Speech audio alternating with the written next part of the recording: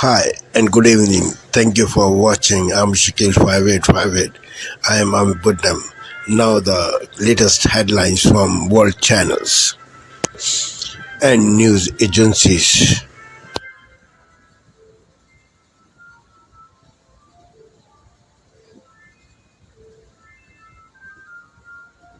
Purported leaked. Tonight, 4 days left and the finish line in sight, but graphic rhetoric once again overtaking the campaign trail. Former President Trump going after Liz Cheney, saying she wouldn't be a war hawk if, quote, guns are trained on her face. Cheney comparing Trump to a dictator. Vice President Harris slamming his comments as violent, but Mr. Trump saying he was just referring to Cheney's backing of foreign wars. The fallout tonight, plus how health care and Mr. Trump's vision of who would oversee federal programs is causing a stir. We asked the Republican nominee if he backs RFK Jr.'s controversial views on vaccines. And after conspiracy theories in 2020, all eyes are on the vote. Our report, who's watching the polls, including those who believe the election was stolen. Halloween mass shootings across America. In Orlando, a local state of emergency after 2 were killed during a massive downtown celebration, plus 3 dead in a Denver suburb at a house party. The never-before-seen body cam released as the trial kicks off with a Marine veteran charged with choking another subway rider to death, what the video reveals. After one of the driest Octobers on record, the wildfires breaking out in the Northeast. And the good news, one of America's favorite sports touches down in Africa. This is NBC Nightly News.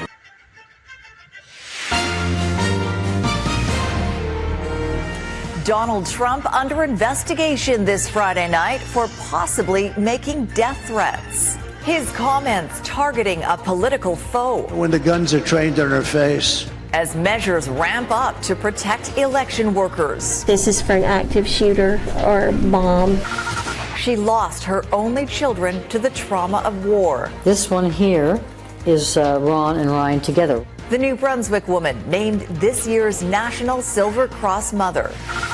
Return to sender when Canada Post workers could go on strike and the possible economic ramifications. Plus, all trick and no treat. Oh my God. The Halloween hoax hundreds fell for. Global National. Reporting tonight, Sophie Louis. Tonight, a spike in walking pneumonia across Canada. I have diagnosed more pneumonias this season than probably the last 3 or 4 seasons combined. Highly contagious and infecting young kids, hard to spot but easy to treat. What you should watch for. Kamala Harris calls out Donald Trump's violent language targeting Liz Cheney. This must be disqualifying. Plus, we break down what a win for either side means for Canada. How some home buyers are getting thousands of dollars back when they close. This would really help us with the mortgage. The legwork that could get you cash back. From CBC News, this is The National. Just 4 days to go. This must be disqualifying. Donald Trump attacks Liz Cheney, one of his chief critics, as a war hawk, drawing outrage for this comment. Let's put her with a rifle standing there with 9 barrels shooting at her, okay? Plus, we dig into the data in this extremely tight race. More than 68 million Americans have already voted. Who are they? We've got CBS News context and analysis. And it's Friday, so we go on the road with fallen foliage. In a world where there's so much noise, it just doesn't get much more simple and wholesome than a dog just running and jumping in the leaves. The CBS Evening News starts now.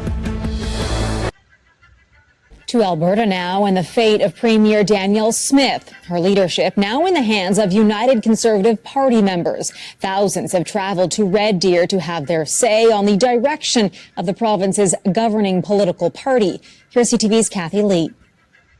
It will be a pivotal moment for the Alberta Premier. Danielle Smith's United Conservative Party members will soon decide if she stays on as their leader. I think she's done a great job. Experts suggest Smith will need more than 70% support, but even getting that doesn't guarantee anything.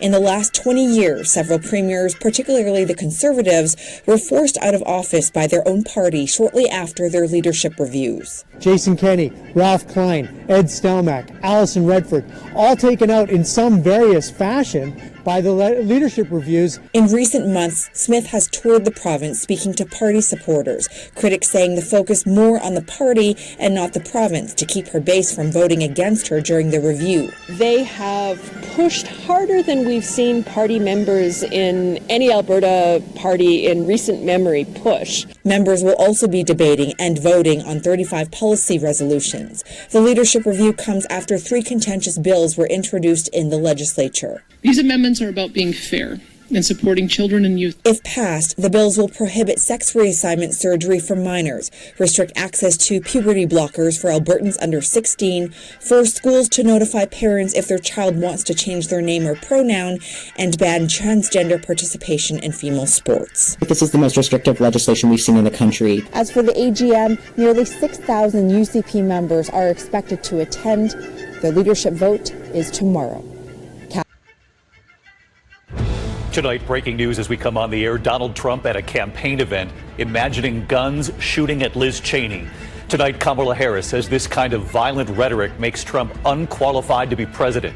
Just 4 days to go, and the tiny sliver of undecided voters in this country could decide this race. Also breaking tonight outside New York City, the wildfire erupting, the evacuations right now, buildings in jeopardy. First tonight, 4 days until Election Day, more than 68 million Americans voting early. Tonight, Donald Trump at that campaign event, imagining guns shooting at Liz Cheney, suggesting guns should be trained at her face. Vice President Kamala Harris says the country needs to turn the page on all of this, saying violent rhetoric from Trump makes him unqualified to be president again. And Trump, while traveling with Robert F. Kennedy Jr. today, known for promoting vaccine misinformation, Trump now promising RFK Jr. will take care of women's and children's health if Trump's elected. Harris tonight warning what could happen to women's health. Also tonight, the FBI says Russia is behind this fake video showing a man claiming to be a Haitian immigrant saying he voted multiple times in Georgia. Again, it's fake, and they list the examples saying Russia, China, and Iran are out to turn Americans against each other. We have breaking news outside New York City as we come on. The images coming in now, a large wildfire burning, the evacuations underway. It all comes amid growing concern over dry and dangerous conditions in the Northeast. Red flag warnings right now from New York to Pennsylvania to Massachusetts. Tonight, here the horrific images and a state of emergency now in place following a deadly Halloween shooting in Orlando. 2 dead, multiple injuries. Tonight, the young suspect charged in what we've just learned. In New York City, the subway chokehold trial. Tonight, the scene in court and the video now seen for the first time from that New York City subway moments after it happened. The massive fire causing heavy damage to a major bridge, traffic shut down in both directions.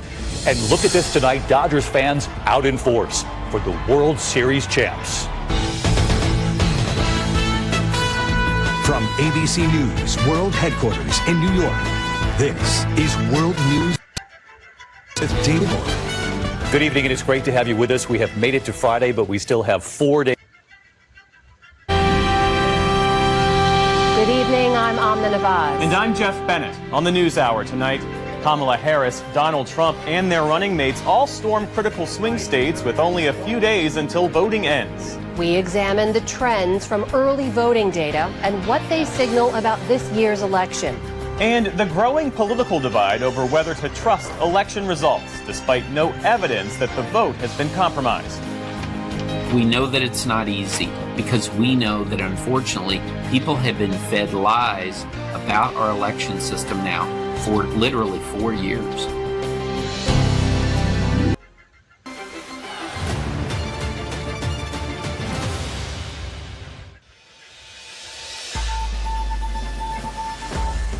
A gunman on the run. Police investigate a deadly shooting in Melbourne which sparked violent scene.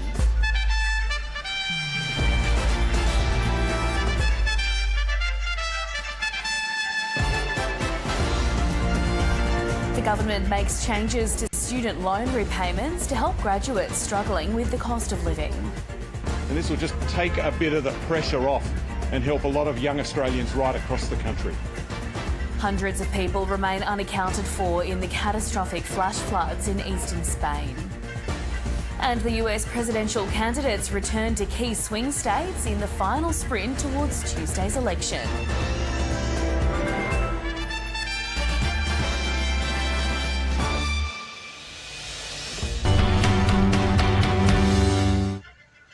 This is Asia Now. Hello, it's 2 p.m. in Singapore and Hong Kong, 11:30 in New Delhi, 1 o'clock in Jakarta. I'm Angela Lim. At this hour, fighting intensifies in the Middle East. Israeli attacks kill more than 50 people in Beirut, while rocket attacks on central Israel injure more than a dozen people. North Korea vows to boost its defense capabilities against threats like the US and South Korea, saying its recent firing of an intercontinental ballistic missile is for self-defense. And Kamala Harris and Donald Trump head to Wisconsin to sway voters in the swing state with just days to the election.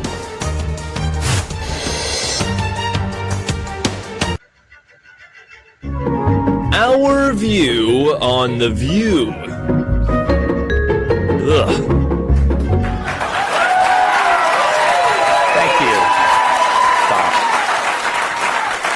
Mark Cuban airs his linen by insulting tons of women. Billionaire Mark Cuban joined The View yesterday from what appeared to be a private jet and trashed MAGA women. Roll it, Marge. Donald Trump, you never see him around strong, intelligent women, ever. It's just that simple. They're intimidating to him. He doesn't like to be challenged by them. I think Stormy is intelligent. I don't think that's 100%. She's very smart. Yeah, Stormy. He means is like, Yeah. but he has power on stage and stuff.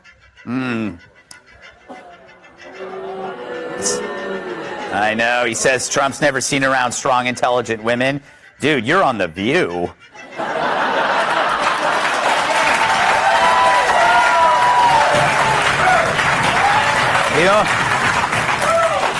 The only thing strong about those women is the odor of Doritos and sardines.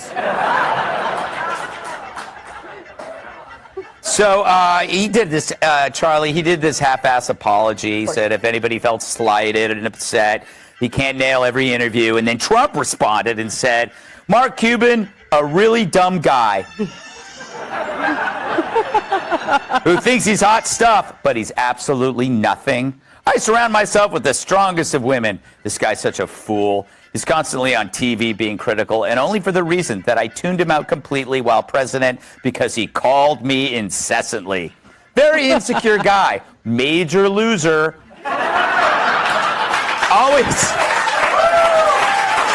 Always has been, always will be. Nobody likes him. Nobody respects him. And he's unattractive both inside and out.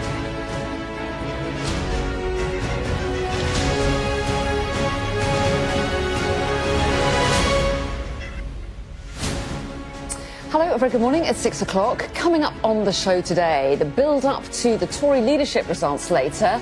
Plus, we'll be live in Spain, where thousands of volunteers have joined flood cleanups. And the new Manchester United head coach Ruben Amorim speaks for the first time since being appointed as Eric Ten Hag's successor at Old Trafford. It's Saturday, the 2nd of November. While families in flood-stricken Spain pick through what's left of their homes, authorities search for the many people still missing. A nervous America prepares for Election Day. The National Guard is activated in case of violence. Plus, we'll tell you what made Cardi B sing this. I don't want it, I don't want it. Back home, we find out who's going to lead the Tory party this morning, Kemi Badenoch or Robert Jenrick. And raccoons on the loose, the latest on the island-wide hunt here in the UK for 4 runaways. And ahead of their autumn internationals meeting later, New Zealand's captain hits back as a row over the haka rumbles on after one England player calls it ridiculous.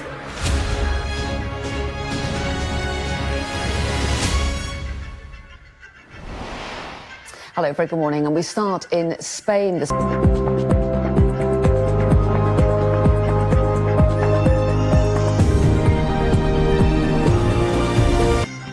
US election campaign moves to the Midwest as both candidates make a final push to sway swing voters. Hello, welcome to TRT World live from Istanbul. I'm Aaron Armstrong. Also ahead on the programme, Israel carries out massive airstrikes across the Gaza Strip. More than 80 people, including dozens of children, have been killed. Hezbollah hits central Israel with a series of rocket attacks, while dozens more die in Lebanon after another day of deadly strikes. And how mercenaries are recruiting young Yemeni men to fight for Russia in its war against Ukraine.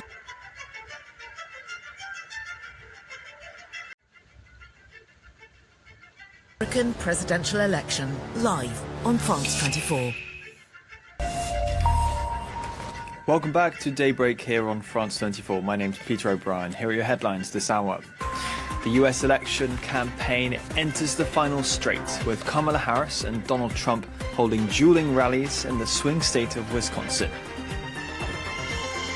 Supporters of Bolivia's ex-president Evo Morales hold soldiers hostage after storming a military base, and Morales goes on hunger strike.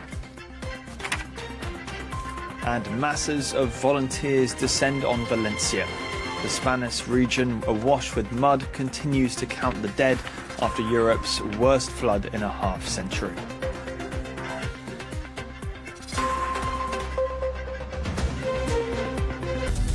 This is DW News live from Berlin. Spain counts the costs after this week's devastating flood. Thousands of volunteers joined the cleanup of Spain's worst natural disaster in decades. With over 200 dead, officials fear there are still more bodies to be found. Also on the program, in Serbia, a train station roof collapses, killing at least 14 people. Rescuers free others after hours trapped beneath the rubble. And Delhi chokes under a layer of toxic smog. Indian authorities struggle to enforce bans on crop burning and fireworks aimed at tackling pollution that's getting worse by the year.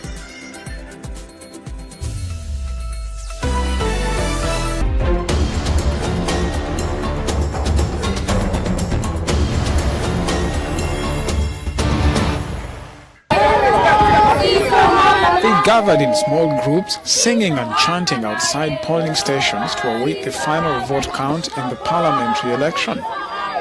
They are the supporters of the Umbrella for Democratic Change, Botswana's main opposition party, until Friday, led by Duma Boko. In the room, some voters are keenly following the counting exercise. At this point, on Thursday night, it was clear that the Botswana Democratic Party was headed for a big upset. On Friday morning, the BDP was trailing in fourth place and effectively lost power after 58 years in charge in the southern African country. The challenge awaiting the UDC is also clear. Botswana's economy has been hit by falling diamond sales. Botswana, they're not perfect, and it's not going to happen like in a day or two or in a year or two, because there's a lot that happened in the country which it needs to be fixed, and it takes time. And I just hope Botswana won't give up on our leaders, because the mess that has been created, it's going to take years to fix and to rebuild. Local media reported that Duma Boko would be sworn in as president on Friday evening. More horror continued to emerge from the debris and ubiquitous layers of mud left by the walls of water that produced. Here's tonight's headlines with Katie Bowen.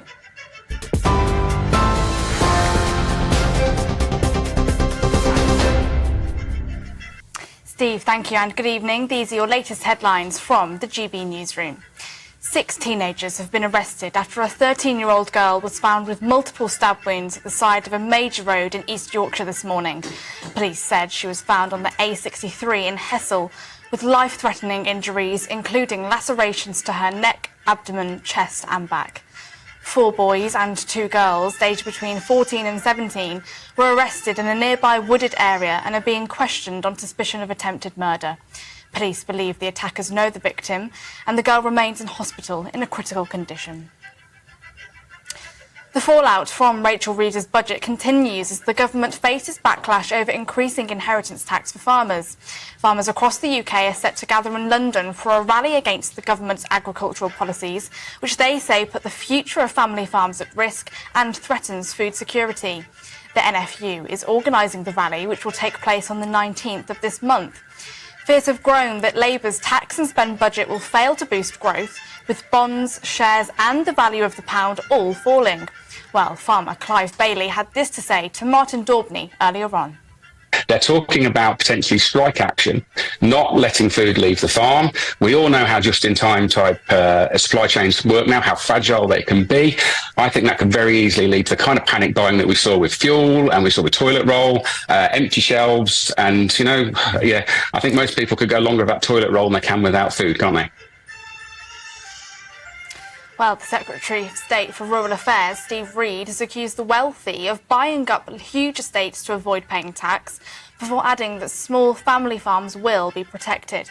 Tonight, The Telegraph are reporting that Labour MPs want the Treasury to consider raising the £1 million threshold at which the tax is applied, after the reaction from constituents. The Chancellor has also defended her budget earlier on. Economic and fiscal stability are the #1 priorities for this government, and that's what we achieved in the budget on Wednesday. A robust set of fiscal rules within a framework which gets debt down as our share of the economy, but crucially, within 3 years, something the previous government never achieved. And finally, ahead of the new leader of the Conservative Party being announced on Saturday morning, the Financial Times is reporting that James Cleverly won't sit on the front bench for the new leader. Mr Cleverly was one of 6 candidates initially in the contest. He has now reportedly said he will return to the backbenches when Robert Jenrick or Kemi Badenoch take up the role. The new Tory leader is set to be announced at around 11 a.m. on Saturday morning. You can watch all of that unfold here on GB News. Those are your latest GB News headlines. Now, it's time for headliners. Joe Biden called our supporters garbage. Garbage. It's the throwaway remark that just keeps on giving. For Donald Trump, that is.